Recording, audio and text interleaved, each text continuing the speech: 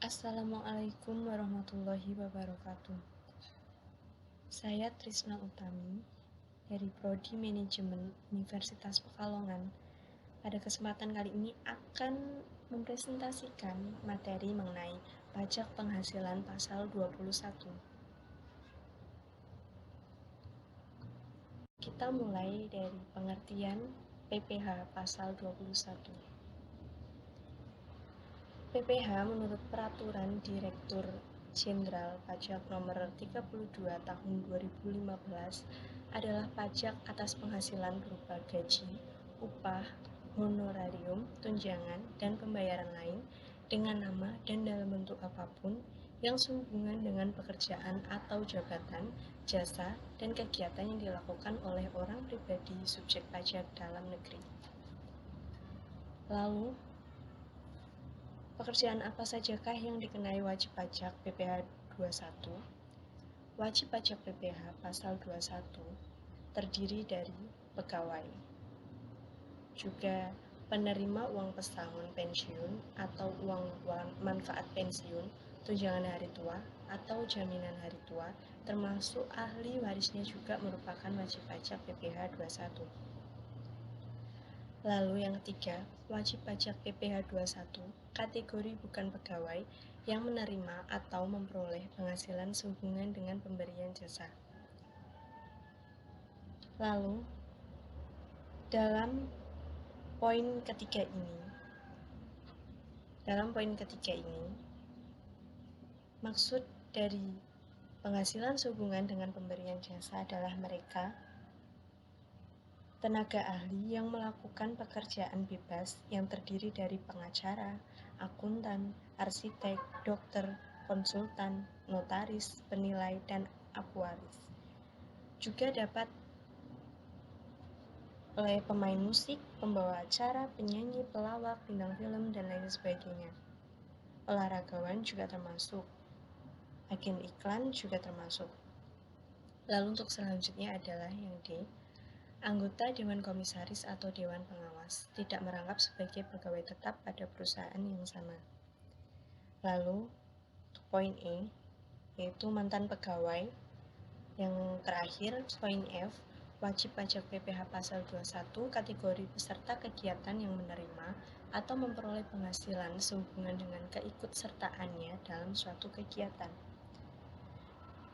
Peserta tersebut yang dimaksudkan adalah seperti peserta pendidikan dan pelatihan atau peserta kegiatan lainnya. Wajib pajak PPh 21 adalah orang yang dikenai pajak atas penghasilannya atau penerima penghasilan yang dipotong PPh 21 berdasarkan Perdirjen Pasal 3 Tahun 2015 Wajib Pajak PPh 21. Dalam pengenaan pajak PPh 21, tentunya terdapat dasar-dasar pengenaan dan pemotongan PPh Pasal 21.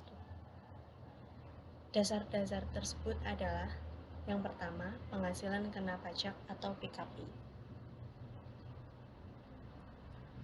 Penghasilan kena pajak atau PKP yang berlaku bagi pegawai tetap, penerima pensiun berkala, pegawai tidak tetap yang penghasilannya dibayar secara bulanan atau jumlah kumulatif penghasilan yang diterima dalam 1 bulan kalender telah melebihi Rp4.500.000. Juga bukan pegawai yang menerima imbalan bersifat berkesinambungan. Lalu untuk poin yang B, jumlah penghasilan yang melebihi Rp450.000 sehari yang berlaku bagi pegawai tidak tetap atau tenaga kerja lepas yang menerima upah harian, mingguan, satuan, maupun borongan sepanjang penghasilan kumulatif yang diterima dalam 1 bulan kalender telah melebihi Rp4.500.000. Lalu yang poin C, dasar pengenaan dan pemotongan PPh 21 selanjutnya adalah 50% dari jumlah penghasilan bruto yang berlaku bagi bukan pegawai sebagaimana dimaksud dalam Perdirjen Pajak Nomor 32 Tahun 2015 Pasal 3 huruf C yang menerima imbalan yang tidak bersifat berkesinambungan. Lalu untuk poin yang terakhir, jumlah penghasilan bruto yang berlaku bagi penerima penghasilan selain penerima penghasilan di atas. Lalu, bagaimanakah tarif PPh pasal 21? Setelah kita mengetahui dasar-dasar untuk pengenaan pajak PPh 21, kita juga harus mengetahui tentang tarif PPh pasal 21. Untuk wajib pajak yang memiliki NPWP, pengenaan tarif PPh bersifat progresif, artinya semakin tinggi penghasilan yang ada atau diterima ataupun diperoleh, maka akan dikenakan lapis tarif lebih tinggi. Jadi berikut tarif pajak PPh 21 berdasarkan tarif pasal 17 Undang-Undang PPh. Yang pertama, wajib pajak dengan penghasilan tahunan sampai dengan 50 juta dikenai 5%. Yang kedua, di atas 50 juta rupiah sampai dengan 250 juta rupiah kena tarif 15%. Yang ketiga, di atas 250 juta rupiah sampai dengan 500 juta rupiah sebesar 25%.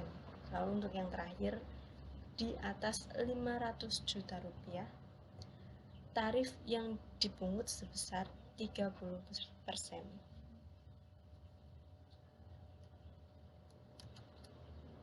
Namun, peraturan tarif PPh 21 bagi penerima penghasilan yang tidak memiliki NPWP, jadi yang sebelumnya itu adalah untuk wajib pajak yang telah memiliki NPWP.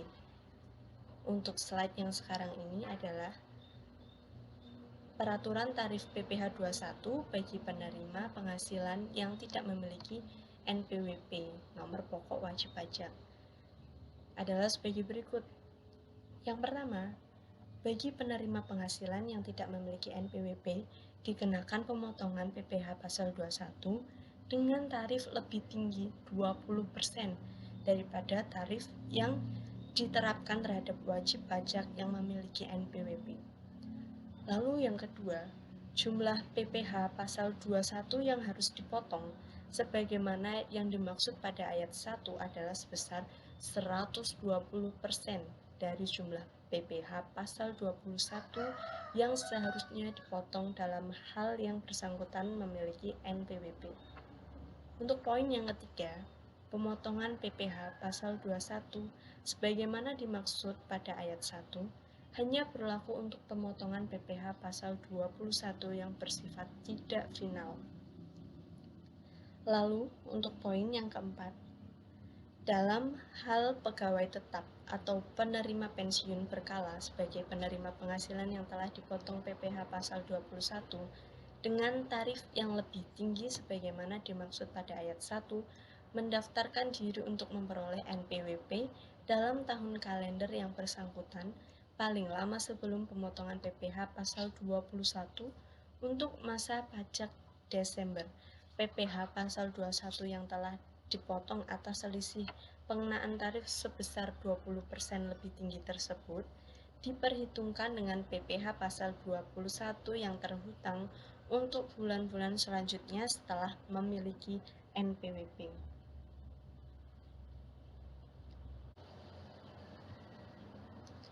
Untuk yang selanjutnya adalah PPh 21 bukan pegawai. Siapa yang dimaksud dengan bukan pegawai? Ya, di sini yang dimaksud bukan pegawai adalah orang pribadi selain pegawai tetap dan pegawai tidak tetap, atau tenaga kerja lepas yang memperoleh penghasilan dengan nama dan dalam bentuk apapun dari pemotong PPh pasal 21 sebagai imbalan jasa yang dilakukan berdasarkan perintah atau permintaan dari pemberi penghasilan. Lalu, bagaimanakah peraturan mengenai PPh 21 untuk bukan pegawai? Nah, berikut adalah peraturan PPh 21 bagi bukan pegawai. Yang pertama, penghasilan kena pajak atau perhitungan PPh 21 bukan pegawai adalah sebesar 50% dari jumlah penghasilan bruto dikurangi PTKP per bulan. Yang poin kedua, bila bukan pegawai tersebut memberikan jasa kepada pemotong PPh pasal 21, maka bila pemotong PPh pasal 21 memperkerjakan orang lain sebagai pegawainya, maka besarnya jumlah penghasilan bruto adalah sebesar jumlah pembayaran setelah dikurangi dengan bagian gaji atau upah dari pegawai yang dipekerjakan tersebut, kecuali apabila dalam kontrak atau perjanjian tidak dapat dipisahkan dengan bagian gaji atau upah pegawai tersebut, maka besar penghasilan bruto adalah sebesar jumlah yang dibayarkan. Lalu bila ia hanya melakukan penyerahan material atau barang, maka besarnya jumlah penghasilan bruto hanya atas pemberian jasanya saja. Kecuali apabila dalam kontrak atau perjanjian tidak dapat dipisahkan antara pemberian jasa dengan material atau barang, maka besarnya penghasilan bruto tersebut termasuk pemberian jasa dan material atau barang. Lalu, selanjutnya, bagaimana penetapan tarif PPh 21 bukan pegawai? Tarif PPh 21 bukan pegawai berdasarkan pasal 17 ayat 1 huruf A UU PPh diterapkan atas jumlah kumulatif dari penghasilan kena pajak atau PKP sebesar 50% dari jumlah penghasilan bruto dikurangi PTKP per bulan. Lalu yang kedua, 50% dari jumlah penghasilan bruto untuk setiap pembayaran imbalan kepada bukan pegawai yang bersifat kesinambungan yang tidak memenuhi ketentuan pengurangan PPh 21 di atas.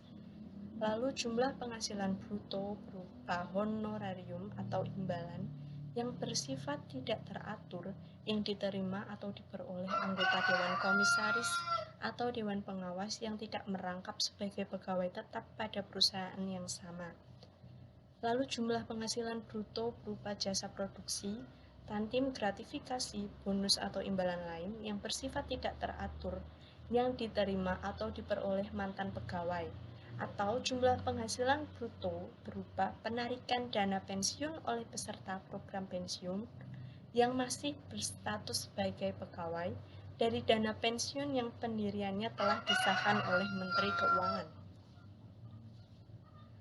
Lalu selain terdapat peraturan pemungutan pajak bagi bukan pegawai, juga terdapat peraturan pengurangan PPh 21 bagi bukan pegawai. Antara lain, ketentuan tersebut adalah: yang pertama, bukan pegawai dapat memperoleh pengurangan berupa PTKP sepanjang yang bersangkutan telah mempunyai NPWP dan hanya memperoleh penghasilan dari hubungan kerja dengan satu pemotong PPh pasal 21 serta memperoleh penghasilan lainnya. Untung dapat memperoleh pengurangan berupa PTKP tersebut, penerima penghasilan bukan pegawai harus menyerahkan fotokopi kartu NPWP, dan bagi wanita kawin harus menyerahkan fotokopi kartu NPWP suami serta fotokopi surat nikah dan kartu keluarga. Lalu PPh pasal 21 untuk pegawai tidak tetap atau pekerja lepas pun memiliki aturannya sendiri, yaitu perhitungan PPh 21 pegawai tidak tetap atau tenaga kerja lepas dengan jumlah penghasilan kumulatif dalam 1 bulan kalender telah melebihi Rp4.500.000. PPh pasal 21 dihitung dengan menerapkan pasal 17 ayat 1 huruf A Undang-Undang Pajak Penghasilan atas jumlah penghasilan kena pajak yang disetahunkan. Jadi rata-rata seperti pegawai tidak tetap atau bukan pegawai itu kalau memiliki penghasilan yang untuk 1 bulannya itu melebihi 4.500.000, maka itu akan dikenakan pajak. Tapi di bawah itu tidak akan dikenakan pemotongan.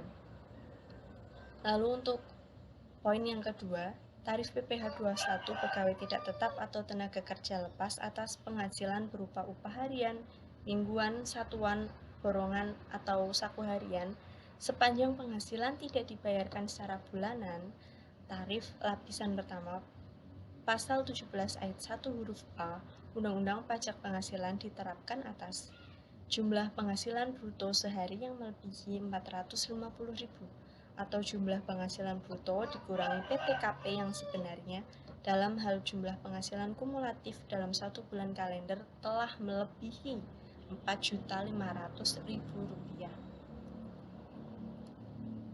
Lalu besarnya PTKP per tahun berdasarkan Peraturan Menteri Keuangan Nomor 101 Tahun 2016 tentang penyesuaian besarnya penghasilan tidak kena pajak adalah sebagai berikut.